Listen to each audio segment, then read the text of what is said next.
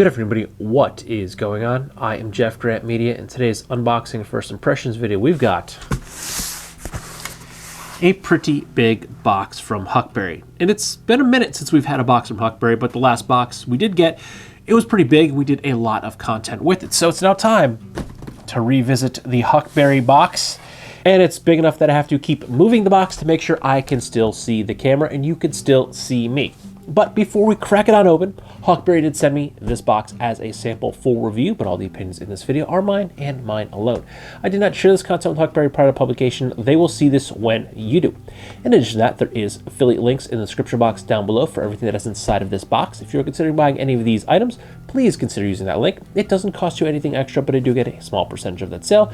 Kick back to me. All that money goes back to the channel to help me produce more content so consumers can make informed purchasing decisions. So I'm honestly not 100% sure what's inside this guy. They changed up their system where I essentially enter a bunch of links with colors and sizes into a form, and then a box appears. So I don't know what's approved, what's not approved. Part of that, I would send my requests to a human, and they would tell me what is what's in stock, what's not in stock. What they would be sending me in the box. Sometimes they're, between when they put in the request and when the box arrived, things might be a little bit different just because things could be out of stock at that point. But this new system, I entered everything into a form, so I'm honestly not sure what's in here. I did have a couple of pair of boots in there, and because this box is so big, I think we might have both pairs of boots in here, but we're not gonna know until we crack it open. So let's dive on in.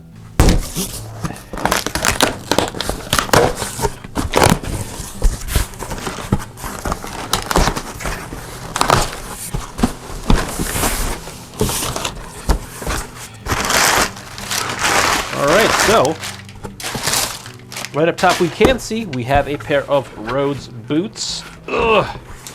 Let's see, two pairs of Rhodes boots, in fact. So these are the Boone Wedge Chelsea. Below that, oh, I think I know what these are. These are, yes. These are the Rhodes ATX Western boot. I'm pretty excited to check out these. And then we have 1, 2, 3, 4 shirts in here. So, let's see. Looks like we have the 365 Chino pants in the athletic taper, 72-hour Merino Polo in oxblood. This one I'm excited for. This is the Corduroy Western shirt. It's the Flint and Tinder Western Corduroy. Very excited about that. And then last but not least, we have the Wellen Wellknit joggers. We're going to start with the Wellen Wellknit jogger because the Wellknit is a new line from Huckberry's Wellen brand.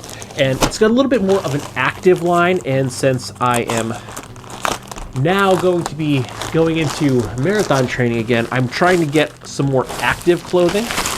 And because, ooh, wow, yeah, they feel good. And because it is still quite cold here, I will wear pants in the morning to run in. I'm not a big proponent of wearing pants when I run, but it's just so cold. When it's in the high 20s or very low 30s, I get cold, my knees get cold. I'm in my mid 40s. Things don't work the way they used to, so I do run in pants when it is probably mid 30s and below when I'm running outside. So a pair of pants to run in and work out in is really, really nice. But these are actually very, very soft. I'm really, really liking these. I don't know if I want to run in these. I think I want to just lounge in these. These are incredibly nice. So they do not have a pull-through fly. This is just a faux fly, so it doesn't actually open up. There's no seam there. But wow, these feel very, very nice. I'm really, really liking the way these feel. Now we do have pockets with an additional little mesh pocket on the inside. I don't know if that's on the other one as well. And yes, that little mesh pocket is in both the left and the right pocket, so that's what it looks like. Do we have, yes, I think we have, yeah, one zipper rear pocket, so you can secure a wallet or whatever in your back zipper pocket. But these feel super, super nice. I'm really, really liking these. Oh, there's a, ooh. On the left pocket, I saw the zipper pull, but honestly, I thought it was just part of the tag at first, but there is a very hidden secret zipper here. It's not very big, but that is a nice little spot to stick something. And if you wanted to completely remove this little pull tab, there is the tiniest little pull tab there that you could probably pinch with your fingers. And I did say I am back in marathon training. And I know what I personally do, at least in the summer months, is when I run, I do carry water with me. I don't use a water bladder, they always break, but I carry usually at least probably 2 liters of water or Powerade with me, and I will carry cash with me as well. You should never know when you're gonna have to stop. In the summer months, at least for me, if I'm running and it's July and I'm doing, 16, 18, 20 miles and it's 1,000% humidity, it might be comfortable when I start on a Sunday morning, but if I'm running for 4 or 5 hours, by mid-morning on a Sunday morning, or late Sunday morning, early Sunday afternoon, that temperature could possibly be in the high 80s or the 90s with 1,000% humidity. So I'm dying and dehydrating. So I will have to sometimes stop and purchase more water along the way. And especially if you live in a city and you're afraid of getting mugged and you don't have anything obvious on you, this would be a great pocket to stick a 20, zip it in there, and then you have some extra cash just in case you need it for anything really. But let's try them on. The Wellen Wellknit joggers come in at $88 USD. They are available in charcoal heather, navy heather as seen here, black heather, and natural heather. They are available from sizes extra small to XXL. They are constructed from a 4-way stretch material with a tapered fit at the ankle. They are made from an anti-odor quick dry technology that kicks into action when you pick up the pace. Their words, not mine. There is a back zipper pocket and a hidden zipper pocket. The 4-way stretch material is made from 78% polyester and 22% spandex. The pocket bags are made from 100% polyester. They weigh about 7.8 ounces and are made in Vietnam. For point of reference, I am 5'9", roughly 175 to 180 pounds, and I am wearing a size medium. Now, trying them on for the very first time, they feel very, very nice on me. They are not too snug, and I do have a drawstring. If they are a little bit big, you can always shrink them down, and they do have an elastic waist, so if they are a tiny bit snug, they will stretch out for you. Now, they do flow and feel very good on the body as I am walking and moving around.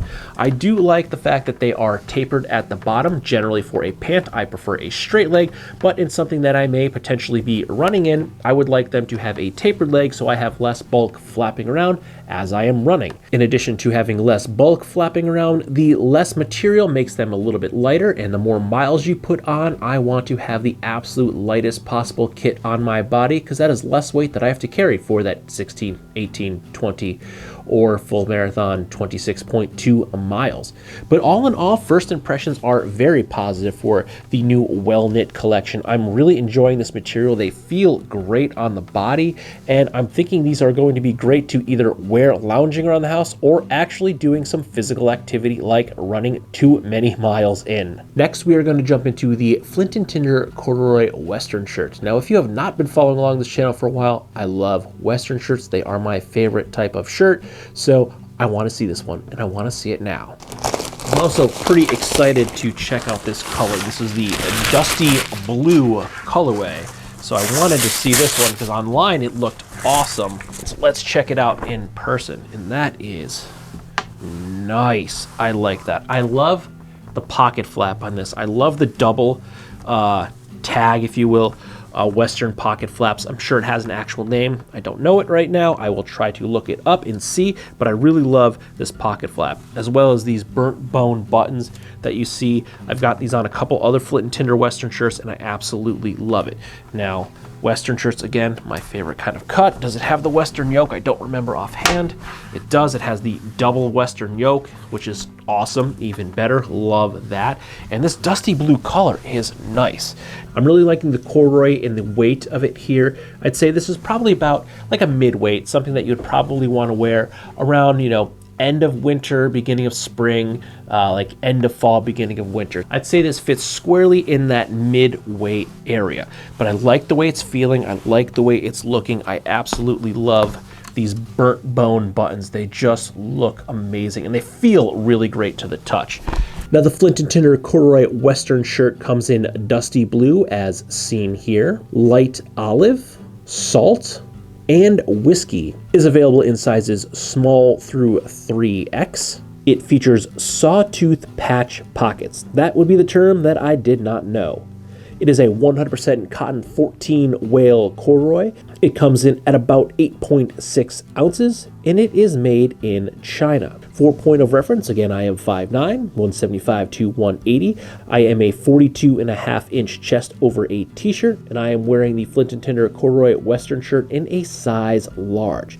Now, Flint & Tinder is calling this their classic cut, and I think it fits a little bit more boxy than a standard Western shirt. Now, a standard Western shirt generally has that hourglass shape where it tapers in a little bit at the body, but this seems to be a little bit more of a boxy cut. Not quite into a work shirt area, but it's just a little bit looser than your standard Western shirt. But all in all, I am very satisfied with it. I'm really digging this dusty blue colorway. I love these sawtooth pockets. They just look awesome and badass, if I do say so myself. And overall, the fit, feel, and finish is great. And this is a shirt that I have been looking forward to checking out. So I am very stoked to have my paws on it. Next, let's take a look at the Proof 72-Hour Merino Wool Polo. Now, I have had a lot of the Proof 72-Hour stuff, and I absolutely love their shirts. They are probably one of my favorite shirts to wear in the summer months. And I do actually have this oxblood colorway and one of the 72-hour tees, and I absolutely love it. It's probably one of my most worn t-shirts.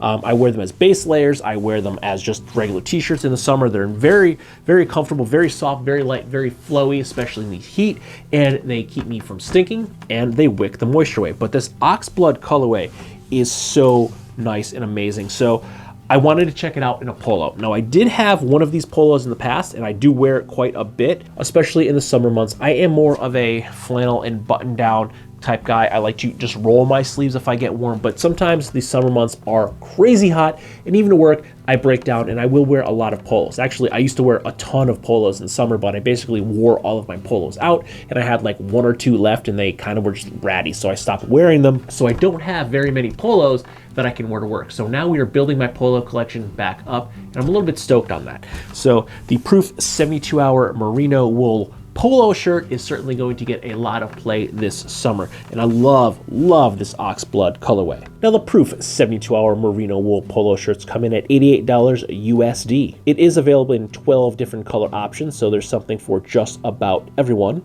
They come from sizes extra small to 3X. These are rated at UPF 30 for sun protection, so you can walk around without getting sunburn in them. They are made from 87% 16.5 micron merino wool and 13% nylon, that is 150 GSM. I'm not 100% sure what that means, but I can tell you from personal experience, merino wool is very comfortable to wear. It's very light and flowy on the body. It is very odor resistant, it is moisture wicking, and yes, you can wear these for 3 solid days without washing, without stinking. I've actually gone 4 days in Proof 72-Hour t-shirts. And the Proof 72-Hour merino wools are actually constructed with a poly core for the threading, so you can actually machine wash and dry these. Because $88 for a single shirt, that's a lot of money.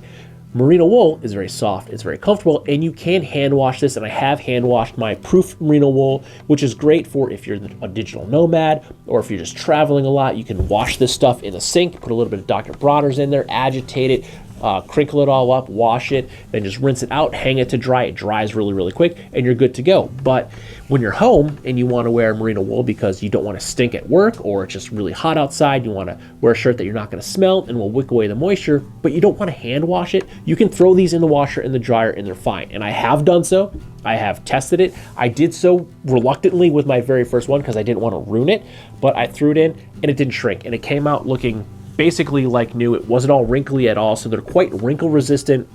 So overall, merino wool is a great material for traveling, but it's also a great material to just wear in the warmer summer months because you're not going to stink, especially if you're like me and you run hot, you get a little sweaty, you're not going to be stinky, and it's going to wick that moisture away, so it's going to help to dry that sweat off your body much faster. Now let's take a look at the Flint & Tinder 365 Chino in the athletic tapered fit. So So this is a new fit for me. Actually, I think I have one other pair of Flint and Tinder. I have the Rover double knee work pants in athletic tapered fit. So this is my first pair of Flint and Tinder in athletic tapered fit.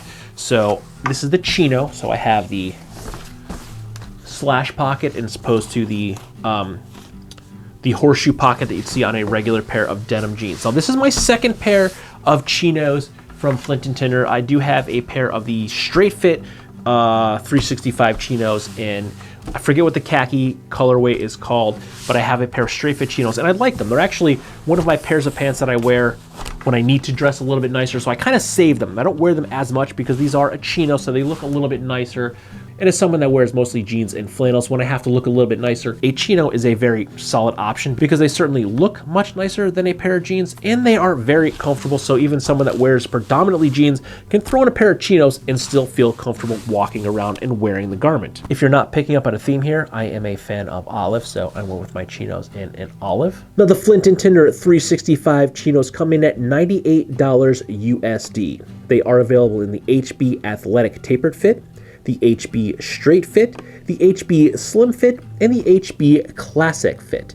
These are the HB Athletic Tapered. And I want to quickly break down that HB. In the past year, Huckberry has introduced the HB Fit, which means all of their in-house brands that feature an HB Fit will all be cut and sewn to the exact same measurement. So once you nail down your fit in the HB Fit on Huckberry, you can feel confident buying the same size in any pair of pants that has the HB Fit listed. Now the 365 Chino in the Athletic Tapered Fit are available in 6 different color options, seen here in military olive. Now these are classic Chino styling with 2 front slash pockets, a front coin pocket, and 2 rear button pockets. They are made from a cotton and spandex blend that is 98% cotton and 2% spandex, and they are garment dyed. And the 365 Chinos are made in Indonesia.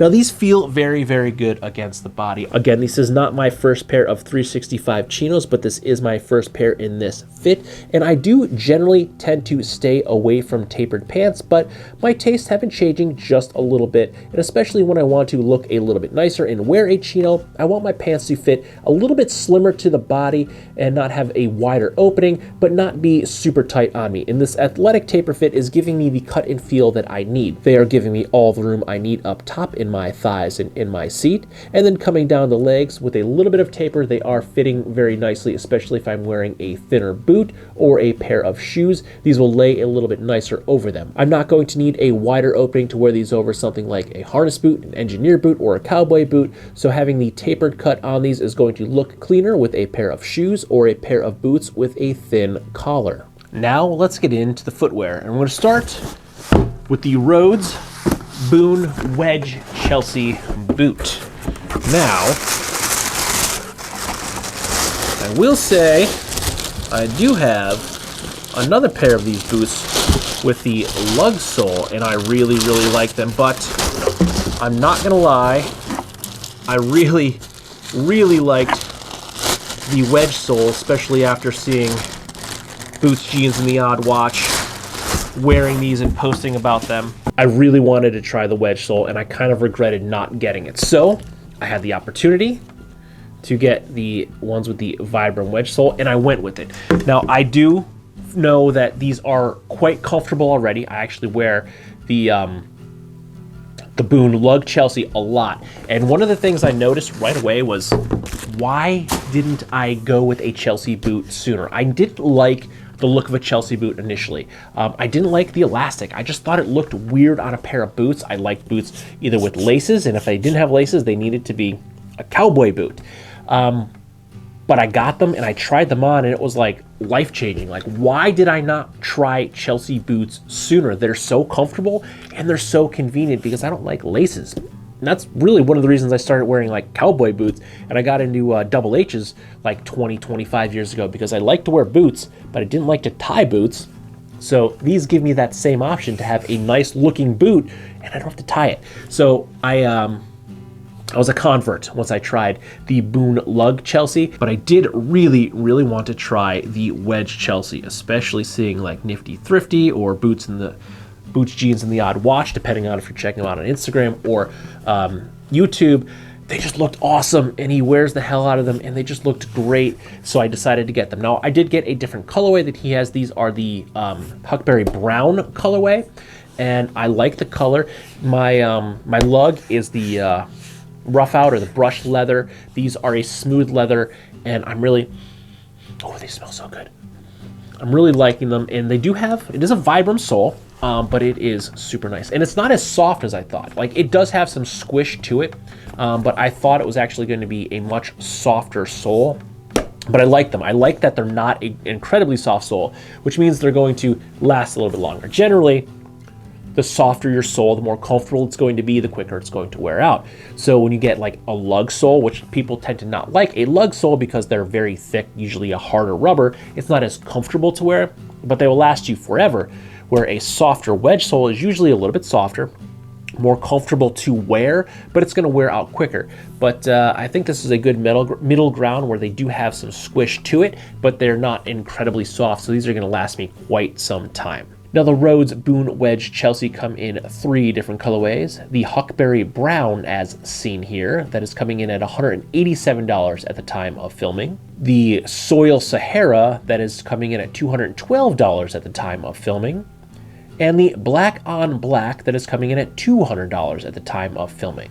As I said, my boots are the Huckberry Brown, and I'm wearing them in a size 9. I do find that the size 9 fits me pretty solid across the board in Rhodes footwear. I am an 8.5 on a Brannick scale, but I found that a size 9 in the Rhodes fits me personally the best.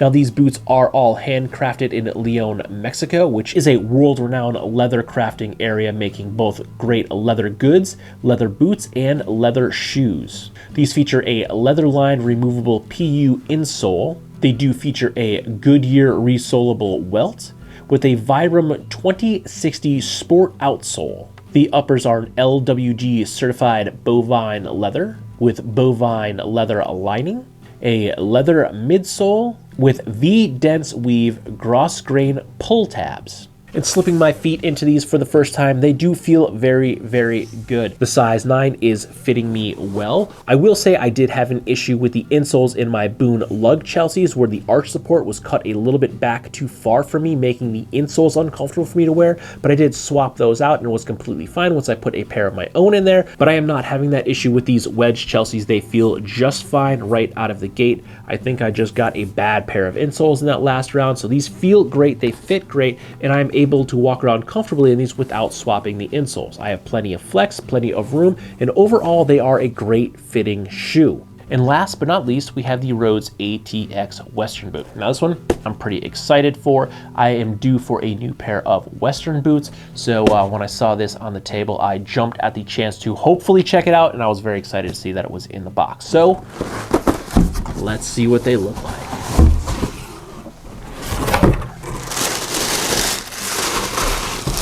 Ooh, there we go.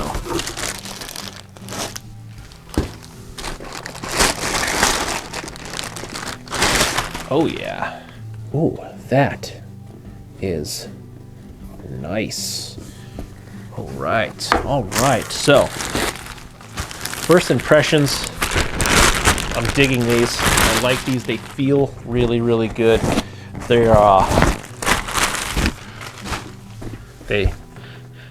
smell really, really good. Oh yeah, they smell really, really good. And they're looking great. Oh yeah. Oh, they even have I didn't notice that. That's kind of cool. They even have this bit of speck going through the sole, which I really like. I didn't notice that in the picture, so I'm digging that. That's just an extra little touch that I'm digging. I like the uppers. They feel very good. Oh yeah. So, ooh, yeah, I'm liking these. I'm liking these quite a bit. My last pair of Western boots was like a year or two ago. And that was, I think they were also my Rhodes. I can't think of what they're called. I'll have to look them up, but I'll drop a link or a card right up here if you want to check those out. I can't remember what they're called. I still wear them. I just can't. The Rhodes Western, I forget the actual name of them, but they're a nice boot. I really, really like those. So I wanted a new pair of Westerns because my favorite pair, which will say is not the Rhodes. They're a pair that I've had for so long. They're due for a resole, but there's no local cobblers to get them resoled with. So I've been very hesitant to send them out because I'm afraid to send my boots out and then have them get lost or have them never come back, because they are one of my favorite pairs of boots. So I don't want to lose them and then potentially have them come back with not good work on them. So I'm a little hesitant to send them out to get them resold. So I wanted to get a new pair of Western boots that don't have, my other Rhodes have a leather sole. I wanted to get with a rubber sole. The leather, I like it, it's nice, but sometimes if it's wet outside, it gets a little bit slippery. Even nice and broken in, they could still be a little bit slippery when it's wet outside. So a nice rubber soled Western boot is something that I wanted to put back in my lineup. And now we have it with the Rhodes ATX Western boot. And at the time of filming, both color options of the Rhodes ATX Western boot are coming in at $185 USD. They are available in tobacco, honey suede, and brown cork as seen here, as well as hickory, umber, and black. Once again, these are handcrafted in Leon, Mexico. They feature leather from the Le Farc tannery, sorry if I'm pronouncing that wrong, that is also located in Leon, Mexico, only a few miles away from the factory that is actually producing these boots. They are LWG certified bovine leather uppers. They feature a Goodyear welted sole with a Vibram 700 Tigum outsole. Once again, my boots are a size 9, as I find that is my size in Rhodes boots, and I can easily slide my feet into these boots and wear them very, very comfortably. I will say that was one of the issues I had with my last pair of Rhodes, is they had a very tight and very narrow shaft, so it did make getting them on and off pretty difficult until I finally had them stretched out. But that narrow shaft does allow you to wear them under a wider variety of pants, so if you had a slim cut jean or a tapered pant, you can easily get it over the shaft of the boot. Where these are not as slim, so I can get my foot in and out much easier, but you're going to need to wear something more of a straight leg or a boot cut jean to get your pant leg comfortably over your boots and not have that bulge sticking through once they are on. But walking around, they feel very, very comfortable. I am really liking these. They do feel great on the feet. Again, very easy to get on. Did not have any issues sliding them on or off for that matter. And looking down at them, they look pretty good. They do have a bit of a more rounded toe, so they don't have that classic cowboy boot look to them, but I have heard people say that that is a bit off-putting, which is one of the reasons they will not try cowboy boots. So this is a good middle ground, so you're still getting a cowboy boot, but you have a more rounded toe, so you can wear it in a wider range of settings, and it's going to appeal to a wider audience. But once again, wearing these walking around, they feel pretty damn good, and I'm really enjoying these and very stoked to have my paws on them. So all in all, I have very positive first impressions of all of these items, as I generally thought I would. I am very, very pleased with all of the quality and care that I've gotten from Huckberry. Honestly, the biggest issue I've ever had from Huckberry was something that wasn't even their fault. I bought something from Huckberry, their Huckberry store on Amazon, because I got a good deal on Amazon, and Amazon actually really dropped the ball on the shipment and the way my jacket was shipped to me. But other than that, I've had nothing but positive experiences with Huckberry. The quality of the garments have been great no matter what brand. The customer service is great because, yes, I've actually purchased things from Huckberry with my own money before, several things. One of the things was I bought a Stetson hat that I generally wear hiking, and I bought it based on the size guide. It was way too small. Contacted customer service. I sent it back, had a new one in my paws within a week. Between me sending it back and getting a new one, less than a week, I had the brand new one that fits, and it's what I wear hiking. The customer service was great. Even when I'm buying something and I'm asking questions, the customer service has been great. So I've had no real negative experiences with Huckberry, and I really, really like the Flint & Tinder product line. This is one of my favorite brands. I have a lot of clothing from Flint & Tinder. I'm wearing a Flint & Tinder shirt now. This is, I think, last season's Japanese waffle shirt. I wear this quite a bit. Again, the proof, I've worn the hell out of all of my proof shirts. I've really beta tested them. I'm very happy with the way the proofs perform. I use them traveling, like actually traveling for work, for pleasure. I've worn them in the summer when it's very hot, testing them. So all in all, I have very positive things to say about everything that I've got from Huckberry. So I wasn't surprised that I didn't have anything bad to say about any of these products today, but we are still going to put them all through the ringer. We're going to wear, we're going to test, we're going to beat the hell out of some of these things. I'm not gonna lie, I'm not gonna be gentle on these boots. So I'm in the middle of testing a couple pairs of boots now, so they will be queued up to get into rotation very, very shortly. And when they do, it's not gonna be pretty. I'm gonna beat them up. It's still winter here. We will probably get some snow coming, so these boots that are probably not intended to be worn in the snow will certainly see some snow and some rock salt and some winter weathery conditions, as well as if it warms up, we're going to go ahead and start working on a few projects we have planned in the backyard. And I'm going to need to be wearing a pair of boots to do so, so maybe the Chelseas, maybe the ATX Western, maybe a different pair of boots. I don't know. We'll see what I'm feeling that day. But stay tuned. There will be full real user reviews of all of these products coming out in the future. So with that, if you like this video or any of my other videos, don't forget to like, comment, share, and subscribe. Smash that big red button and ring that bell right next to it so you get notifications the next time I post a brand new video. Good night.